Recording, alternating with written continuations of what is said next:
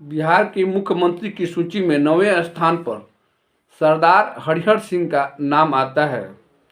सरदार हरिहर सिंह अपने जात के पहले मुख्यमंत्री थे, यानी राजपूत जाति का सबसे पहला मुख्यमंत्री के नाम के रूप में सरदार हरिहर सिंह का नाम आता है। सरदार हरिहर सिंह एक स्वतंत्रता सेनानी, भोजपुरी के कवि, एक साहित्यकार, प्रखर वक्ता थे। इसलिए इन्हें लोग उस समय शाहवादी शेर के नाम से पुकारते थे। इनका जन्म 1900 ईस्वी में चौगाई नामक ग्राम में, जो भोजपुर जिला में पड़ता है, में एक जमींदार घराने में हुआ था। सरदार हरिहर सिंह बचपन से ही निडर स्वभाव के थे। इनकी प्रारंभिक शिक्षा गांव में हुई। पटना विश्वविद्यालय से ये MA और LLB किए।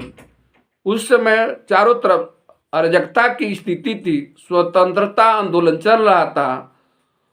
हरिहर बाबू ने स्वतंत्रता आंदोलन से जुड़ गए और स्वतंत्रता आंदोलन का रफ्तार तेज हो गया।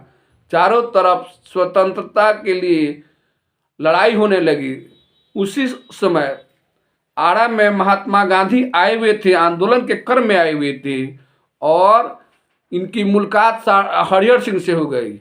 हरिहर सिंह के अदम्य साहस, नेतृत्व करने की क्षमता, प्रखर वक्ता को देखकर गांधी जी ने इनसे कहा कि आरा से जो भी स्वतंत्रता के लिए आंदोलन होगा उसका नेतृत्व आप ही कीजिएगा और आज से आपको इस नेतृत्व का सरदार आप ही को बनाया जाता है।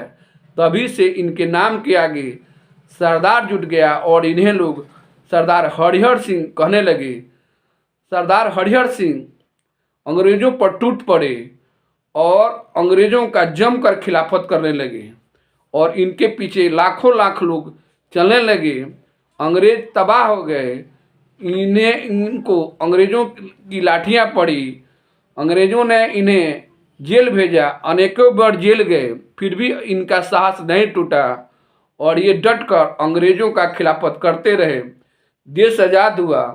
1947 में आरा में बाबू वीर कुंवर सिंह की मूर्ति की स्थापना हुई और एक भव्य आयोजन हुआ।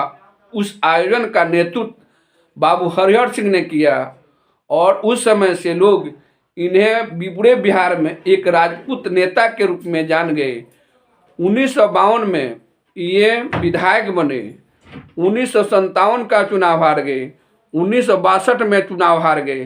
क्योंकि ये कांग्रेस के नेता थे, कांग्रेस से जुड़े हुए थे, इसलिए इन्हें बिहार विधान परिषद का सदस्य बनाया गया। 1967 का चुनाव हुआ। 1967 में ये विधायक बने और इन्हें कृषि मंत्री बनाया गया। क्योंकि कांग्रेस को पूर्ण बहुमत नहीं मिला था और राजनीतिक गणित के कारण मुख्यमंत्री बनते और बिगड़ते थे।